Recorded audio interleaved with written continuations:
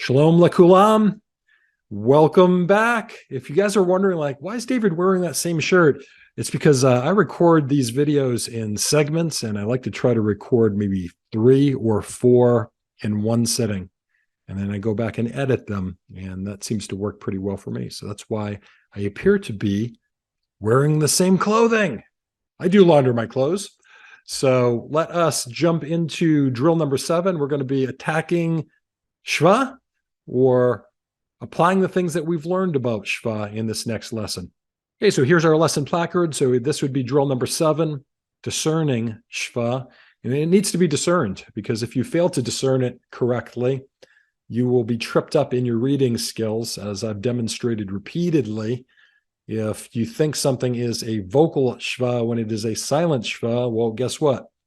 Just add an additional syllable onto that word that doesn't exist. And for some words, that will make just a little bit of difference. Others, it will be quite dramatic, the difference that it will make on the pronunciation, and you will be reading incorrectly, mispronouncing a Hebrew word, or maybe more than one in the Pasuk. So let's go ahead and dive in today's lesson. And I want to reiterate that I pulled out the most important drills for us to study for Genesis 12:7, the most important of the first 8, I should say.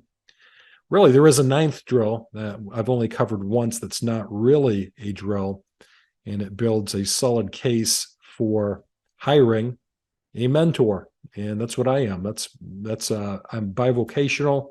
It's one of the things I do to earn a living is I mentor people in biblical Hebrew, and I also sell digital products.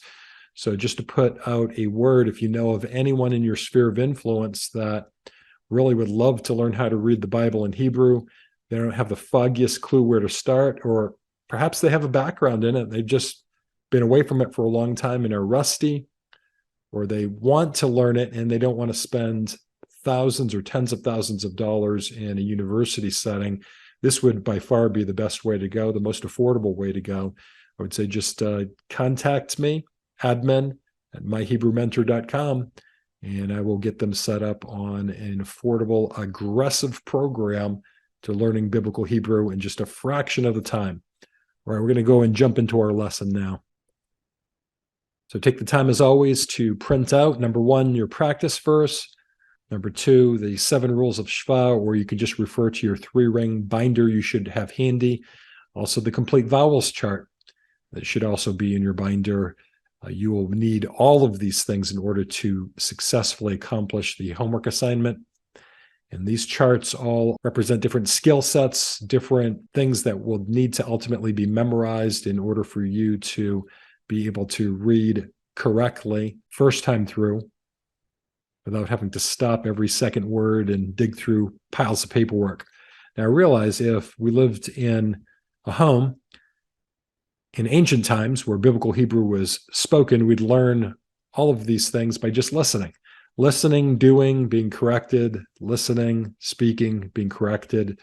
And so we'd get it that way. But because biblical Hebrew isn't spoken anymore, it really is a dead language. Now, Hebrew is not a dead language, but biblical Hebrew is no longer a spoken vernacular. And so because of that, this is really how we have to do it. We have to do it through mentoring sessions, and we will need to expose ourselves to the text, various drills that I've come up with, et cetera, et cetera. Right? So the nature of this is to highlight all the Shewas in a verse, and then make the determinations based on the rules of Shewa, and determine each of the highlighted Shewas. Is it a silent one? Is it a vocal? And why do we think that? By supplying a number, a rule number, and then making our way through the entire Pasuk. When we get done reviewing our work to make sure we didn't miss anything, and then finally comparing our work on the practice verse with the answer key, and then making a note of anything that's wrong. And I was always taught as a child growing up, when you get something wrong, we were required in certain grades, certain school I was attending, to find the reasons why, or you were not permitted to proceed on with your studies. And so it was a pain. We did not like it. It was an amazing discipline that really served me for the rest of my life. And so I hand that knowledge over to you to do the same. All right, let's jump into our verse. Let's read this together again. Vayera Adonai el Avram, Vayomer lezarecha, Etain et haaretz azot, Vayiven sham mizbeach ladonai. Okay, great job reading. Okay, here's an answer key. As you can see, not really too many examples of Shewa. Let's count them. 1 on the first line, an additional 2 on line 2, an additional 1 on line 3, an additional 1 on line 4. Altogether, 1, 2, 3, 4, 5. So 5 examples of Shewa. So you should definitely have your highlighter handy. You may want to even pause the video now without looking at it. Go ahead and take the time right now to go through your verse and highlight Shewa. And it's good as a new student to ponder every word individually and just look at the word and ask yourself, is there a Shewa here? And if there's not, move on to the next one. You will notice that the divine name is very different in many regards, and so we do not perform exercises on the divine name for a variety of reasons. So you're going to see it here. You'll notice there is, in fact, a Shewa on the divine name, but because the vowels that are used in and around the midst of the divine name, they defy many of the principles of grammar and Hebrew reading, because they're really put there as a means of safeguarding the divine name from being mispronounced, which really became safeguarding the divine name from even being pronounced. So because of that, I don't want to confuse anyone, and it violates the rules anyway, oftentimes. So, but I just wanted to give you an explanation. Why is David skipping the Shewa that appears beneath the Yod in the divine name in this passage and in other passages that you'll see? That is the reason why. All right, so let's address the first one. We have the patriarch's name, Avram, which means exalted father. There is a Shewa immediately beneath the vat in Avram. Do you think that's silent? Do you think it's vocal? Obviously, I think it's silent. That's why I put an S. And almost all of the Shewas that appear in this page are actually silent Shewas. So why is it silent? There's a little rule, rule number 1, that tells us if the Shewa is immediately preceded by a short vowel, it renders that Shewa to be silent, unless there is an exception in play. We do not see the exception. The exception has to do with a strong dagesh appearing in this same letter here. There's no dagesh appearing in the letter, so no exception can be employed in this case. Thus, the Shewa, according to rule number 1, must be silent. Therefore, the word is not pronounced ram, 3 syllables. It is avram, 2 syllables. Okay, moving on to line 2. Say this word, la zaracha,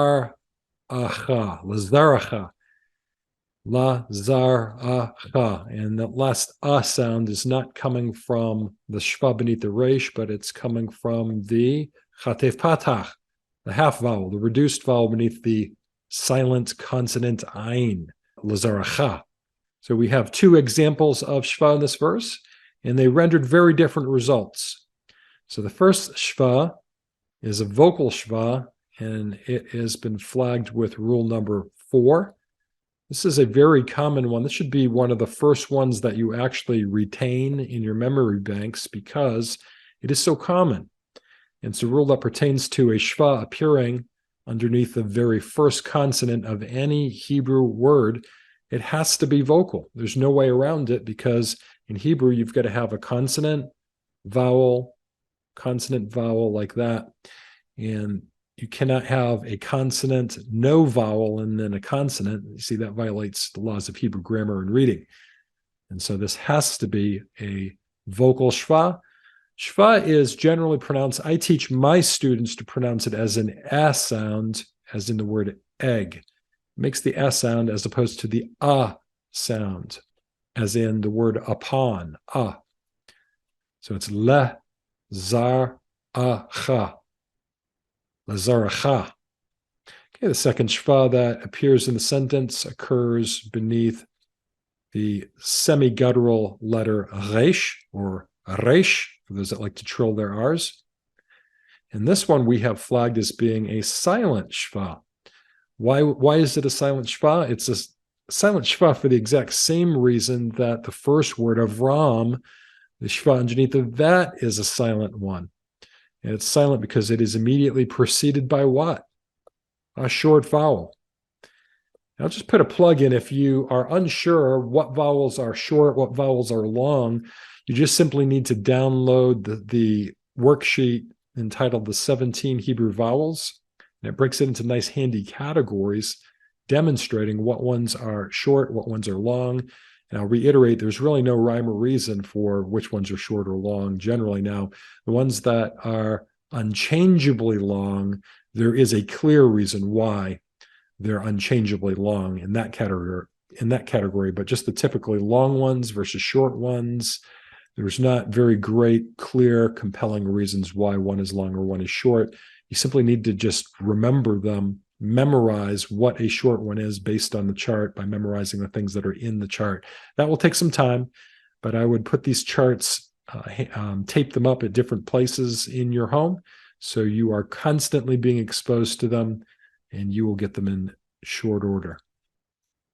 Okay, that's all I'm going to go through on this one. I'm going to leave the remaining 2 examples of shva for you to figure out, but they're not hard because they really utilize that same S1 rule. So we'll put the cap on it for today.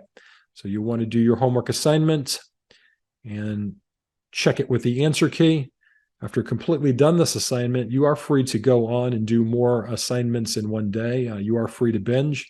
The recommendation I would give is binging is fine in so much as you're still doing Hebrew on the other days of the week. Now, it's okay to take a day off, but you don't want to fall into the mistake of binging and doing 3, 4, 5 lessons in one day and then not picking Hebrew up for 2 weeks.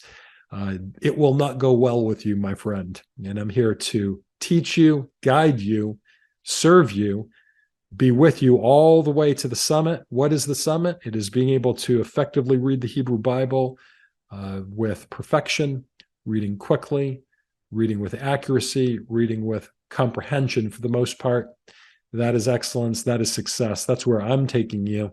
And so if you follow my advice and do what I'm saying, you will make it all the way to the summit intact in one piece. Hallelujah. So I'll leave you guys with that. We'll be having one more drill for Genesis 12:7, and that will be a new one not yet been introduced to. And it pertains to verbal roots, identifying the root. They would say in some parts of the country, identifying the root. So, and that would be drill number 11. So I look forward to seeing you in the next drill. Blessings, guys. Lahicha ot. Shalom, shalom. We'll see you next time.